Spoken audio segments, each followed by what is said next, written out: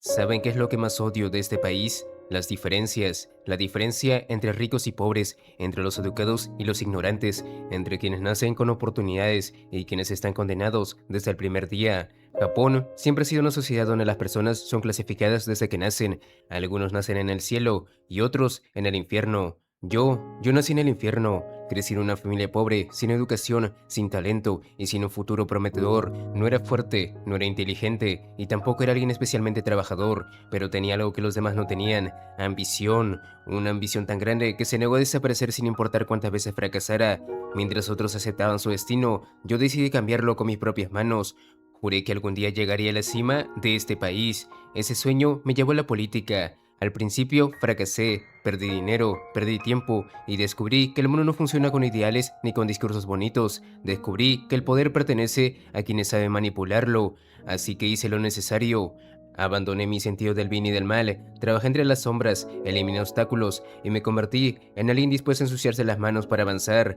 Paso a paso fui escalando hasta que a los 36 años tenía el poder al alcance de mi mano. Pero fue entonces cuando todo comenzó.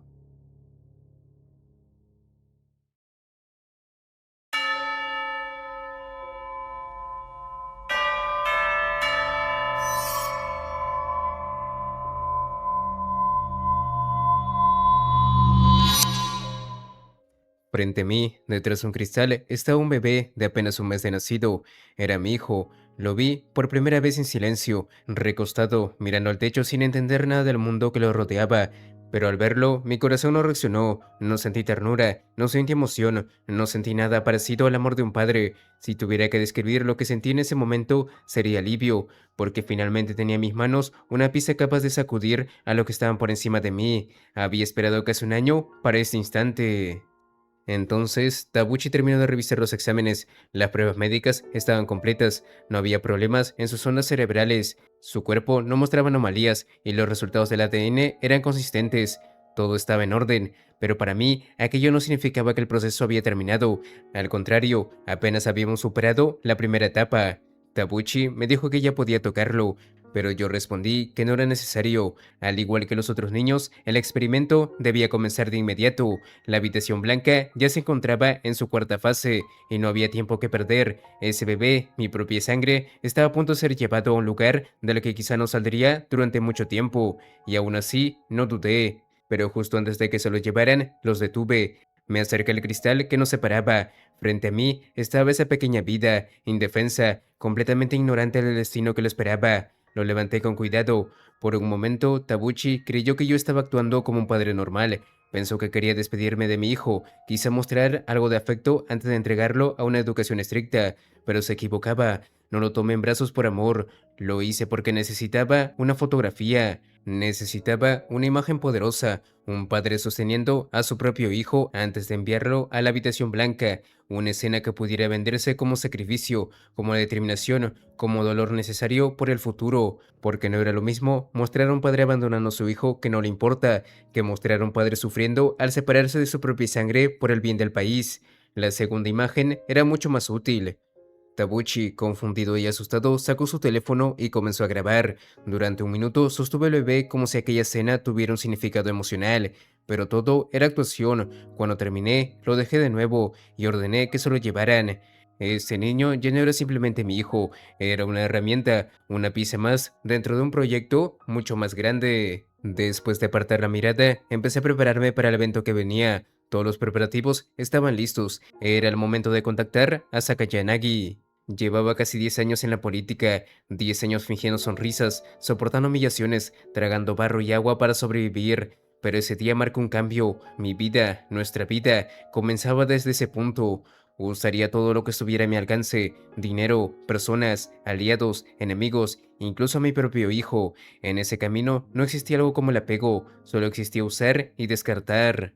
Llegaría a la cima, y ni siquiera Noel Sensei, el hombre que dominaba el mundo político, sería una excepción. Algún día también lo superaría, algún día también lo aplastaría. Antes de que Kiyotaka desapareciera por completo de mi vista, le dejé un último mensaje. Si no quieres morir, tendrás que cuidarte por ti mismo, porque seas un bebé o un adulto, al final, la única persona en la que puedes confiar eres tú. Puede que tu inicio haya sido cruel, puede que tu vida dentro de la habitación blanca sea peor que la de cualquier niño normal, pero si hubieras crecido bajo mi techo, como un hijo común, quizá tu destino habría sido incluso peor. Así que, desde cierto punto de vista, tal vez tu comienzo todavía podía llamarse afortunado. Cuando mi hijo ya no estaba en la habitación, cerré los ojos en silencio. La vida era impredecible. Yo había traído al mundo a mi propia sangre, aunque no fuera por amor. Y todo esto había comenzado años atrás, cuando trabajaba bajo las órdenes de Nao Sensei. Y fue entonces cuando conocí la existencia del proyecto de la habitación blanca.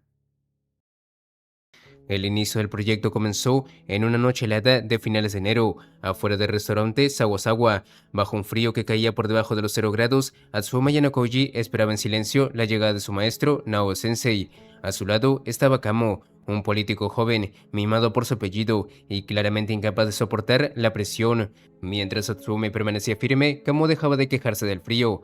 Para él, esperar una hora ya era demasiado, pero Atsumi sabía algo que Kamo no comprendía. Para Nao Sensei, la puntualidad no era una obligación, era un arma. Si Naoe llegaba tarde, todos esperaban. Si no aparecía, nadie se atrevía a cuestionarlo. Y aún así, cuando volviera a llamarlos, esas mismas personas regresarían con una sonrisa.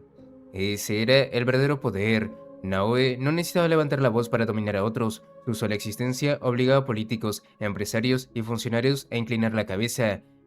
Dentro del restaurante, varias personas importantes lo esperaban con impaciencia. Algunos empezaban a perder la paciencia, pero Atsumi conocía bien su papel. Él no estaba allí para ser respetado, estaba allí para recibir el enojo de los demás, para soportar insultos, golpes y humillaciones que jamás llegarían directamente a Naoe. Más de una vez lo habían golpeado e incluso habían intentado atacarlo con objetos, pero eso no importaba, porque Atsumi no tenía respaldo, ni educación, ni apellido poderoso. Su única forma de subir en la política era resistir lo que otros no podían soportar. Kamo, en cambio, era todo lo que Tsuomi despreciaba, un político de segunda generación, alguien nacido en una familia con influencia, protegido por el poder de su padre, sin una verdadera ambición, no quería cambiar el país, no quería llegar a la cima, solo quería sobrevivir cómodamente dentro del sistema. Para Tsuomi, ese tipo de personas eran parásitos del mundo político. Aún así, ellos tenían algo que él no tenía, una posición asegurada desde nacimiento. Mientras Kamo seguía hablando, preguntando y quejándose, Atsumi mantenía la mirada fría. En su interior lo despreciaba, pero no podía permitirse actuar por impulso. En la política, incluso una satisfacción momentánea podía costarle el futuro. Entonces, a lo lejos, escuchó el sonido de un taxi. Atsuomi enderezó la espalda de inmediato. Nao Sensei había llegado. Detrás del taxi se detuvo un sedán negro. Era evidente que allí venían sus guardaespaldas. Kamo intentó moverse, pero Atsuomi lo detuvo al instante. No debía ser nada innecesario. A través de la ventana del taxi, Atsuomi alcanzó a ver algo inusual. Naoe estaba acompañado por una mujer joven. Aquello era extraño, demasiado descuidado para un político de su nivel, pero Tsuomi no intervino. Sabía que meterse en ese momento solo podía traer problemas. Después de un minuto de silencio, la puerta del taxi finalmente se abrió. La joven se despidió de Naoe y él bajó con calma, como si nada de aquello importara. Kamo saludó con demasiada energía. Atsuomi, al verlo, dio paso al frente para cubrirlo. No sabía si la torpeza podía molestar a Naoe, pero prefería evitar cualquier error. Sin embargo, Naoe ni siquiera le prestó atención. Su mirada afilada se dirigió directamente al edificio. Preguntó por Asama. Atsumi respondió de inmediato y lo guió hacia el interior. En cuanto Naoe cruzó la entrada, todos los empleados del restaurante se inclinaron apresuradamente. La propietaria, el jefe de cocina, todos bajaron la cabeza ante él. Esa escena lo decía todo. Naoe Jinosuke no era un político cualquiera. Era una de las figuras más poderosas del Partido de los Ciudadanos, había ocupado cargos importantes y ahora era secretario general, una posición que, aunque no parecía la más alta, concentraba el verdadero poder del partido. Esto demostraba que no necesitaba ser primer ministro para controlar la política desde las sombras. Atsuomi lo condujo hasta una sala privada, donde Asama Sensei lo esperaba. Asama también era una figura importante, un político veterano, con un cargo alto y gran influencia dentro de la facción, pero cuando Naoe apareció, incluso alguien como él se levantó e hizo una profunda reverencia. Frente a Naoe, los poderosos también se convertían en subordinados. Atsuomi observó esa escena con claridad. Así funcionaba la política, no importaba cuántos títulos tuvieras, no importaba cuánta experiencia acumularas, siempre había alguien por encima de ti. Después de acompañar a Nao Sensei, Atsumi cerró la puerta corrediza con respeto, inclinando la cabeza hasta casi tocar el tatami. Al otro lado de esa puerta comenzaría una conversación entre monstruos políticos. Atsumi sintió la tentación de escuchar. Una sola puerta lo separaba de información que podía ser valiosa para su futuro. Incluso pensó que podía haber colocado un micrófono, pero entendía demasiado bien las reglas del mundo en el que vivía. Si lo descubrían, su carrera política terminaría de inmediato, así que se levantó en silencio y se alejó, porque en ese mundo la ambición era necesaria, pero la impaciencia podía destruirlo todo. Después de dejar a Nao Sensei, Kamo estaba sentado en la sala privada que habían preparado para nosotros. Frente a él había una botella de sake, sus ojos estaban completamente fijos en ella, como si el frío de afuera y la espera interminable hubieran sido una excusa perfecta para beber.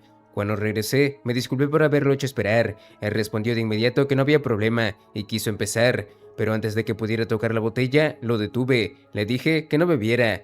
Kamo no entendía por qué. Para él, tener una botella de sake de alta calidad delante y no beberla era casi un desperdicio. Era una marca que ni siquiera había visto antes en un bar, pero precisamente por eso debía contenerse. No estábamos ahí para disfrutar, estábamos ahí para despedir correctamente a Nao Sensei y a los demás. Si alguien como nosotros se descuidaba y metía la mano donde no debía, no ganaríamos nada. Kamo bajó la voz y se quedó en silencio. La sala era elegante, el restaurante era de alto nivel, la comida, el ambiente y el sake parecían hechos para tentar a cualquiera. Y en el fondo yo podía entenderlo. En mis primeros años yo también estuve a punto de caer en esa tentación más de una vez, pero tuve suerte. Vi con mis propios ojos lo que le ocurrió a alguien que me cuidaba en aquel entonces. Esa persona se dio al alcohol, cometió un error y terminó siendo reprendida. Después de eso simplemente fue borrado del camino. Desde entonces entendí algo. No colocan esos lujos delante de los subordinados por generosidad.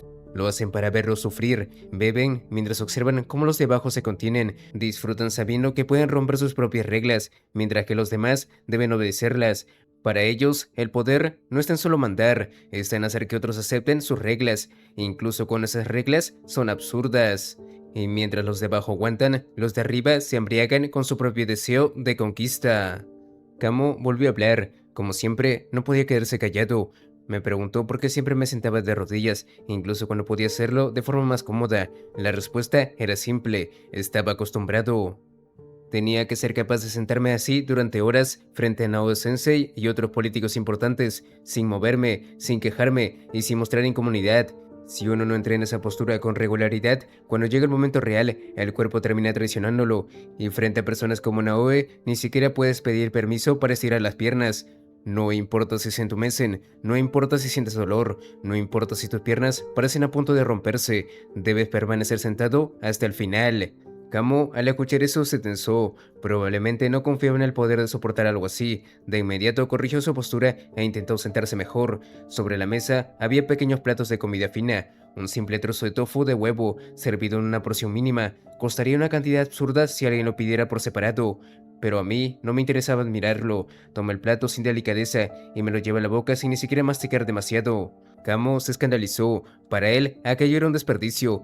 Pero yo no estaba ahí para disfrutar del sabor, ni para apreciar la presentación, ni para preocuparme por el origen de los ingredientes. No me interesaba el lujo, no me interesaba parecer elegante.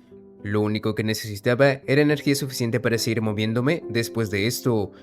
Mientras Kamo continuaba hablando sin parar, yo seguí comiendo e ignorando la mayoría de sus comentarios. Entonces me levanté, dije que iría al baño. Kamo intentó acompañarme, pero rechacé su oferta con calma. Mis piernas estaban ligeramente entumecidas por la postura, pero aún así salí de la habitación. Después de ir al baño, estaba a punto de regresar cuando había varios hombres de traje caminando por el pasillo. Entre ellos, había uno que destacaba. Solo pude verlo por un instante. Luego dobló la esquina y desapareció, pero fue suficiente. No podía estar completamente seguro al 100%, pero casi no tenía dudas. Ese hombre era el senador Kijima. Su presencia allí era demasiado significativa como para ignorarla. Dentro del Partido de los Ciudadanos existen tres grandes fuerzas, Nao Sensei, Isomaru Sensei y el primer ministro Miyako. Ellos eran los jefes de las principales facciones, pero Kijima era distinto. No pertenecía a ninguna de estas tres facciones principales. Era considerado la cuarta fuerza del partido, un político joven, prometedor, con tanto potencial que muchos lo veían como el hombre más cercano al puesto de primer ministro entre la nueva generación. Por eso, verlo en ese restaurante no podía ser una coincidencia. Normalmente, un lugar como estos se hacían arreglos secretos para evitar que los políticos importantes de bandos delicados coincidieran por accidente. Si Kijima estaba allí, significaba que alguien lo había permitido, o peor aún, que alguien lo había planeado, y eso solo podía significar una cosa: Nao Sensei ya había empezado a mover sus piezas para las próximas elecciones. Con esto, la noche apenas había comenzado, pero el tablero político ya estaba cambiando. La reunión terminó aproximadamente 2 horas después de que Nao Sensei entrara en la sala privada. Después de despedir al senador Asama, Naoe nos llamó a Kamo y a mí. Al entrar, observé la mesa. Había varios platos pequeños de comida cuidadosamente servida, pero lo que más me llamó la atención fueron 3 tazas grandes de sake. Eso confirmaba mis sospechas. Alguien más había estado en esta habitación. Y probablemente ese alguien había sido el senador Kijima. Sin embargo, no parecía que hubiera disfrutado realmente de la comida. Los palillos casi no habían sido tocados. Todo indicaba que la conversación ya había terminado y que apenas habían compartido 1 o 2 copas antes de cerrar el asunto. Entonces, Nao Sensei me miró y con una sola pregunta me hizo sentir como si hubiera leído hasta el más mínimo movimiento de mis ojos. Me preguntó qué tenía en mente. Intenté responder que no era nada, pero de la nada pregunté: ¿alguien había estado allí, verdad? No sé cómo puedo decir eso, no hay manera de que pueda hacer tal afirmación. Fue como si leyera mi mirada perfectamente. Supongo que era natural que supiera cómo me sentía, pero no siguió con el asunto. En lugar de eso, me preguntó cuánto tiempo llevaba trabajando para él. Le respondí que ese era mi cuarto año bajo su mando. Naoe reconoció que muy pocas personas podían convertirse en políticos a los 20 años, y entre los llamados sin recursos, yo era el primero en haber subido por la escalera del éxito. Los sin recursos, así nos llamaba Naoe, a quienes no nacimos con un buen entorno, sin padres políticos, sin empresarios detrás, sin una familia poderosa que nos sostuviera. En la política, el talento no basta. Puedes ser capaz, puedes tener ambición, puedes trabajar más que los demás, pero si no perteneces a una familia con poder, siempre serás tratado como alguien de afuera. Los hijos de los políticos, los herederos de empresas y las segundas o terceras generaciones nacen con una ventaja enorme. Los demás solo podemos subir si tenemos una capacidad excepcional y una suerte absurda. Por eso, para alguien como yo, el futuro normalmente termina en un límite muy bajo. Un político sin recursos puede trabajar, obedecer y servir, pero rara vez llega a la cima por sí mismo. Lo máximo que puedes hacer es construir una base para que sus hijos sean aceptados como la siguiente generación, pero incluso eso se está volviendo cada vez más difícil. Las segundas y terceras generaciones ya compiten entre ellas, y pronto llegará las cuartas y las quintas generaciones, aún más protegidas, aún más fuertes dentro del sistema. Aún así, Naomi me dijo que había reconocido mi habilidad. Le respondí con gratitud, pero sabía que sus cumplidos en la política nunca serían gratuitos. Cada vez que Naomi Sensei elogiaba a alguien, detrás venía algo incómodo. Me recordó una verdad evidente: dentro del partido, mi habilidad todavía no era reconocida, y tenía razón. Todo el mérito de mis trabajos, grandes o pequeños, terminaba en manos de Naoe. Si algo salía bien, era logro suyo. Si algo salía mal, la responsabilidad era mía. Así funcionaba nuestra relación. Yo era la mano oculta, él era el rostro visible. Después, Naoe reveló el tema de la reunión. Habían hablado de Isomura. Yasuyuki Isomura, el número 3 del Partido de los Ciudadanos, era un político poderoso que había reinado durante años dentro del partido, pero Naoe no parecía verlo como el verdadero peligro. Isomura era fuerte, pero también predecible. Era un hombre de métodos antiguos, un enemigo peligroso, sí, pero fácil de entender para alguien que ya había vivido décadas en la misma clase. Luego, Naoe dijo algo más importante: el verdadero enemigo no era Isomura, era Kijima. Mi cuerpo reaccionó involuntariamente al escuchar ese nombre. Después de todo, ya había visto su espalda en el pasillo. Kijima pertenecía al mismo partido, pero Naoe lo llamó enemigo sin dudar. Eso demostraba cuánto lo temía. Si Naoe y Isomura representan las sombras del Partido de los Ciudadanos, Kijima representa la luz. Era joven, limpio, popular y poderoso. Se promovía como el rostro renovado del partido, impulsaba políticas públicas con una imagen transparente, y cada vez más miembros jóvenes comenzaban a seguirlo. Para la gente, el Partido de los Ciudadanos estaba empezando a parecerse al rostro de Kijima. Eso era peligroso. Naoe, Isomura y Kijima competían por el futuro puesto de primer ministro, y aunque Kijima aún necesitaba tiempo para amenazar directamente a los monstruos políticos más antiguos, Naoe ya lo veía como un enemigo que no podía ignorarse. Entonces, Nao preguntó si sabía cuál era la principal razón del ascenso de Kijima. La respuesta era su política educativa. Kijima había impulsado la Preparatoria Metropolitana de Educación Avanzada, una institución creada bajo el control del gobierno para formar jóvenes con futuro. Aunque todavía no había producido resultados definitivos, el gobierno había puesto grandes expectativas en ella, y eso era lógico. La educación de los niños estaba directamente ligada al futuro de un país. Para los votantes, hablar de educación suena noble, limpio y esperanzador. Por eso Kijima estaba ganando tanta fuerza. Kamo, sudando en silencio, se atrevió a comentar que muchos jóvenes del partido confiaban en Kijima. Nao le escuchó, luego me dijo que quería comprobar si yo también era uno de ellos. Le respondí que la única persona bajo la que estudiaría era Nao Sensei, y al menos en ese punto no mentía. Una vez que subes al barco de la facción en Naoe, no puedes bajarte, e incluso si el barco se hunde, debes hundirte con él. Aún así, una duda permanecía en mi mente. Si Naoe desconfiaba tanto de Kijima, ¿por qué había cenado con él? No tuve tiempo de pensar demasiado en eso, porque Naoe cambió de tema. Ese día habían decidido lanzar oficialmente un proyecto que llevaba mucho tiempo discutiendo en secreto, entonces tiró un sobre marrón sobre la mesa. El proyecto era serio, tan serio que podía afectar su vida política. Isomura, Kijima y hasta los partidos de oposición estaban ganando terreno, por eso Naoe había decidido que era el momento de moverse. La existencia de ese proyecto tendría un gran impacto en las próximas elecciones. Luego habló de mí, dijo que la mayoría de las personas que trabajaban cerca de él se quebraban antes de 6 meses. Algunos eran incompetentes, otros simplemente no podían soportar un trabajo inimaginable, pero yo llevaba 4 años, y en lugar de debilitarme, me había vuelto más fuerte. Según él, yo lo recordaba a su antiguo yo. Entonces me hizo una pregunta: ¿qué clase de político es un político verdaderamente excelente? Primero se lo preguntó Kamo. Kamo, nervioso, respondió algo simple: alguien que pueda responder a los deseos del pueblo. Era una respuesta básica, una respuesta correcta desde el punto de vista de la gente común, pero demasiado superficial para ese lugar. Luego, Naomi miró a mí y respondí que, aunque era joven, creía que un político excelente era alguien como él. Naoe casi sonrió, pero yo continué. Un mal político sirve en algo caliente a los clientes que quieren sushi. Kamo no entendió la comparación. Expliqué que un cliente podría ser el pueblo, otro político, una organización o cualquier fuerza con la que un político tuviera que tratar.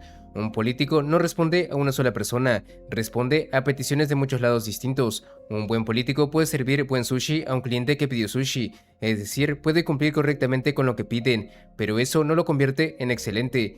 Un político verdaderamente excelente va más allá. Es capaz de servir curry o un plato de carne a alguien que pidió sushi y aún así lograr que esa persona quede satisfecha. Porque la política no solo consiste en conceder deseos de forma directa. A veces no puedes cumplir con lo que te piden, a veces debes negar algo, bloquear algo o cambiar el resultado, pero si eres realmente hábil puedes hacerlo sin provocar un disgusto.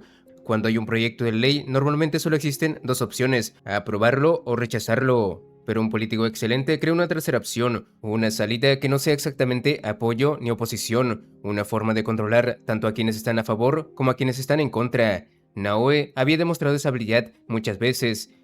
Él escuchó mi respuesta y la evaluó positivamente. Luego me dijo algo que hizo que sus ojos se volvieran más afilados. Me dijo que esperaba que algún día pudiera poner esa idea en práctica con mis propias manos. Ese algún día resonó en mi mente. Yo llevaba 4 años trabajando bajo él, pero en la política 4 años no eran nada. No sabía cuántos años más tendría que seguir tragando humillaciones antes de que ese algún día llegara. Entonces, Naoe señaló el sobre con los palillos. Me dijo que no pensara que solo habían pasado 4 años, sino que habían sido 4 años, y había llegado el momento de que yo obtuviera un logro propio. Por primera vez se me estaba ofreciendo una oportunidad real. Por primera vez se me estaba ofreciendo una oportunidad real. Hasta ese momento yo había trabajado para que Naoe se llevara el crédito de mis resultados. El mérito era suyo, los errores podían ser míos, pero ese sobre representaba algo distinto, una oportunidad y también una trampa. Si fallaba, mis 4 años bajo su mando se convertían en cenizas. Aún así, hice una profunda reverencia. Acepté poner todo mi corazón y mi alma en ese proyecto. Nao me dijo que si tenía éxito, la fama vendría naturalmente. No confiaba en sus palabras por completo, pero era evidente que ese proyecto era diferente, más importante, más peligroso, y yo no podía dejar una oportunidad así. Entonces me ordenó mirar el contenido, tomé el sobre marrón y saqué un grupo de documentos gruesos. En la primera hoja se leía Plan de Desarrollo de Recursos Humanos. La idea era que Japón necesitaba una educación no solo para los próximos 5 o 10 años, sino para los próximos 20 o 30 años. Nao explica que a los políticos les conviene hablar de educación, incluso si no les importa. La educación genera votos dentro y fuera del país. Este hombre frente a mí no quería cambiar Japón por bondad, quería aumentar su poder. Después permitió que Kamo también participara. Kamo se asomó con esa actitud agresiva que suele disfrazar con una sonrisa alegre. No necesitaba la ayuda de alguien como él, pero si Nao Sensei había decidido, no podía oponerme, entonces no tenía otra opción más que aceptarlo.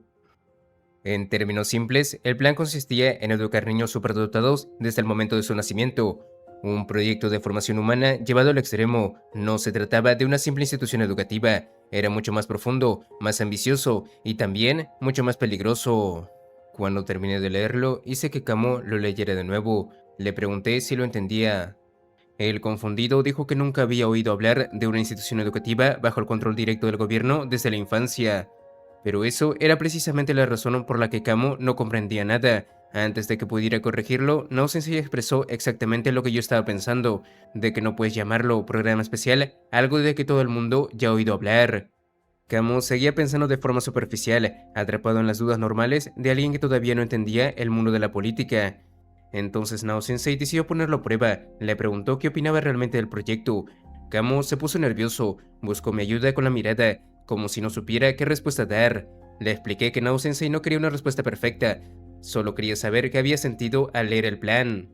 Entonces Kamo respondió, dijo que no veía realista confiar niños desde la infancia a una institución educativa. Se preguntó qué padre aceptaría eso, e incluso llegó a decir que, para lograrlo, haría falta prácticamente un secuestro. Al oír eso, Nao Sensei me miró. Esa mirada era una prueba. Una respuesta tonta podía ser aceptada en un recién llegado como Kamo, pero no en mí. Tomé aire y respondí. Le dije que ese tipo de cosas no importaban. Cada año cientos de bebés eran abandonados por sus padres. No era imposible conseguir bebés. El verdadero problema era otro, garantizar que esos niños abandonados no murieran, que recibieran apoyo del gobierno y que pudieran ser educados correctamente. Si el procedimiento se presentaba de la forma adecuada, el proyecto no parecía una atrocidad, podría mostrarse como una oportunidad. Una forma de proteger vidas abandonadas, una vía para que esos niños accedieran a educación, instituto y universidad. La respuesta podía ser la misma, pero si el procedimiento cambiaba, la apariencia también cambiaba por completo. Pero el proyecto no se detenía ahí, dependiendo de cómo se desarrollaban las cosas, también podía abrirse un camino hacia las madres. En Japón, donde la natalidad disminuía año tras año, existían más de 100.000 abortos al año. El proyecto podía convertirse en una respuesta amarga a una sociedad que no permitía fácilmente que las mujeres tuvieran hijos. Podía convertirse en una plataforma donde aquellas mujeres empujadas a abortar por sus circunstancias tuvieran otra opción. Nao Sensei sonrió y bebió sake. Había entendido perfectamente mi razonamiento, y entonces mencionó algo aún más importante. Si este plan funcionaba, el mundo político y empresarial mostraría un interés enorme. Kamo no entendía por qué, pero la razón era evidente. Además de las vidas abandonadas, existían muchas otras vías que no podían ser tratadas con justicia, especialmente las relaciones con la gente rica. Hijos ocultos, hijos que no podían ser reconocidos públicamente, niños nacidos de relaciones que sus padres jamás aceptarían frente al mundo. Había muchas personas famosas con hijos secretos, pero no podían brindarles una educación adecuada porque no podían apoyarlos de manera visible. Sin embargo, si el gobierno los respaldaba desde las sombras, la perspectiva cambiaba. Y finalmente también aparecerían aquellos que sin ocultar nada simplemente querrían que sus hijos recibieran la mejor educación posible. Esa era la verdadera visión de Nao Sensei para el proyecto de desarrollo de recursos humanos: recibir fondos de familias adineradas, usar niños cuya existencia debía permanecer oculta, educarlos desde cero, moldearlos a fondo y cuando alcanzara la mayoría de edad, enviarlos al mundo de la política. No serían simples estudiantes, serían piezas preparadas durante años, servidores obedientes, educados para convertirse en genios, niños con sangre conectada al mundo empresarial, destinados a fortalecer la facción de Naoe. Era un plan arriesgado, demasiado arriesgado, pero si tenía éxito, las recompensas serían inconmensurables. Y si yo me acobardaba en este momento, Nao Sensei me retiraría inmediatamente del tablero. Luego observé otra parte del documento. Había una lista enorme de nombres. Nao Sensei explicó que eran genios desterrados del campo, personas difíciles de manejar. La lista contenía alrededor de 100 páginas. Cada una resumía la carrera de una persona. Eran figuras destacadas en economía, psicología y otros campos, tanto en Japón como en el mundo. Sin embargo, todos habían sido apartados del escenario público debido a los problemas que ellos mismos provocaron. Entonces entendí otra parte del plan. El proyecto de desarrollo humano implicaba riesgos éticos enormes. Si los niños iban a ser educados de forma semi-obligatoria, era natural que surgiera oposición. Por eso era poco probable que personas con prestigio, autoridad y una reputación intacta aceptaran cooperar de buena gana. Pero los genios problemáticos eran diferentes, podían ser difíciles de manejar, podían tener defectos de personalidad, escándalos en su pasado o una forma de pensar peligrosa, pero seguían siendo competentes, y si se les pagaba lo suficiente, sería mucho más fácil conseguir su apoyo. Después de todo, no bastaba con reunir tutores comunes y esperar que de ahí salieran personas capaces de cargar con el futuro de Japón. Eso no era realista. Para formar niños excepcionales se necesitaban conocimientos reales, experiencia extrema y métodos que estuvieran fuera de lo común. En otras palabras, si queríamos crear talentos fuera de lo normal, también necesitábamos educadores fuera de lo normal. Entonces Nao Sensei me recordó algo. Me preguntó si recordaba lo que le había dicho sobre la educación cuando empecé a trabajar bajo su mando.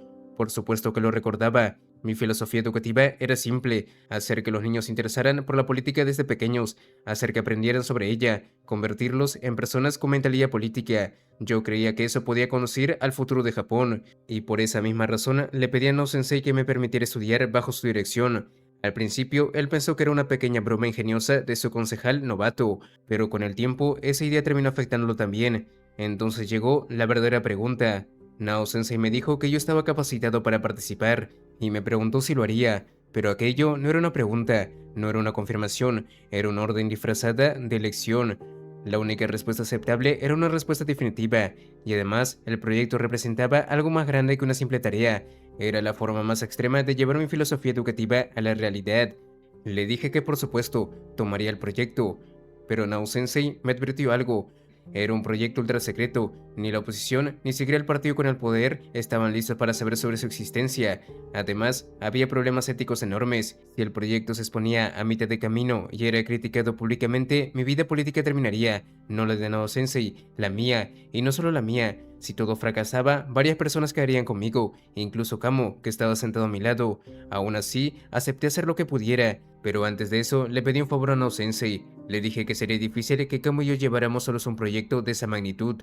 Necesitábamos a alguien de confianza. Nao Sensei ya lo tenía pensado. Mencionó a un hombre llamado Sakayanagi, alguien muy conocido en el mundo político y empresarial. Al principio pensé en el Sakayanagi mayor, relacionado con la educación preparatoria y con Kijima. Pero Nao Sensei aclaró algo: no se refería a él, se refería a su hijo. Ese era el hombre que me recomendaba. Como era de esperarse, Nao Sensei no dejaba nada al azar. Le agradecí, pero entonces llegó otra condición. Nao Sensei me dijo que no esperaba ninguna ayuda económica de su parte. Kamo reaccionó de inmediato. Comentó que un proyecto de esa magnitud costaría una cantidad absurda de dinero, pero antes de que hablara de más, le agarré por los hombros y lo detuve. Entonces pregunté si al menos podíamos usar el nombre de Naoe, pero tampoco era posible. Nao Sensei no quería que se revelara su participación. No habría dinero, no habría respaldo público, ni siquiera podíamos usar su nombre. Kamo palideció al entenderlo, pero yo comprendí el mensaje. Nao Sensei estaba siendo irracional, nos estaba entregando un proyecto imposible, sin fondos y sin permiso para asociarlo con él, pero en la política, avanzar significa tragar incluso la imprudencia, así que acepté. Le dije que llevaría a cabo el proyecto con sinceridad, aunque solo fuera una idea, aunque pudiera ser desechado al siguiente día. Si eso era lo que Nao Sensei quería ahora, entonces yo respondería. Después de eso recibí palabras de agradecimiento casi inútiles. Luego llegó el momento de despedirnos. Me adelanté y abrí la puerta corredera de la habitación para acompañar a Nao Sensei.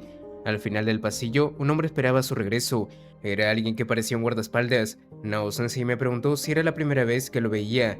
Respondí que, considerando el trabajo de proteger a alguien como él, no era raro que cambiara de personal, pero aquel hombre no era normal. Me observaba todo el tiempo con una sonrisa, y cuando vio que no mostraba interés, habló por su cuenta. Dijo que estaría encantado de que lo presentaran. Normalmente, un guardaespaldas no diría algo así. Su voz era débil, pero Nao Sensei pareció aceptarlo. Eso confirmó mis sospechas. No era una persona común. Nao Sensei me presentó como Yanokoji, un legislador prometedor. Entonces, el hombre dio un paso hacia mí con una postura recta, elegante, casi impecable. Me tendió la mano, se presentó como Tsukushiro Tokinari y aclaró que no era guardaespaldas.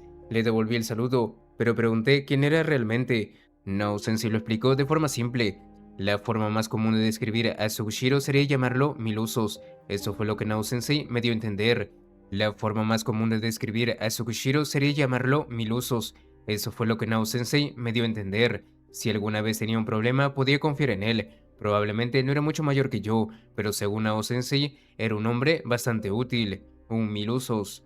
Como si hubiera estado esperando exactamente ese momento, el hombre que se presentó como Tsukushiro como si hubiera estado esperando exactamente ese momento, el hombre que se presentó como Tsukushiro extendió una tarjeta de presentación hacia mí. Puedo hacer cualquier cosa que necesites, desde protección personal hasta recopilación de información. Al escuchar eso, no pude evitar pensar que era un tipo sospechoso. Un hombre capaz de hacer lo que sea necesario no era alguien en quien se pudiera confiar con facilidad, pero el simple hecho de que Nao Sensei caminara junto a él significaba que al menos debía tener alguna capacidad real. Así que acepté la tarjeta y respondí con cautela. Soy Ayano Koji. Nao Sensei está cuidando bien de mí. Si surge algún inconveniente, le agradecería mucho que nos ayudara. Al escuchar mi presentación, él soltó algo inesperado. No solo soy miembro del Partido de los Ciudadanos, sino también del Partido de la Paz. El Partido de la Paz era el principal partido de la oposición. Durante años había mantenido una relación adversa con el Partido de los Ciudadanos. Incluso antes de que yo me convirtiera en político, hubo un momento en el que el Partido de los Ciudadanos estuvo a punto de perder el poder frente a ellos. Si no hubiera sido por la estrategia de Nao Sensei para enfrentarlos, es posible que el gobierno hubiera sido derrocado. Por eso sus palabras me parecieron extrañas. Entonces le dije, si perteneces a un bando, naturalmente eres enemigo del otro. Eso no cambia, seas político o no. Pero Tsukushiro sonrió con calma, como si esa lógica no aplicara en él. Pero ¿quién dice que soy amigo de ambos bandos?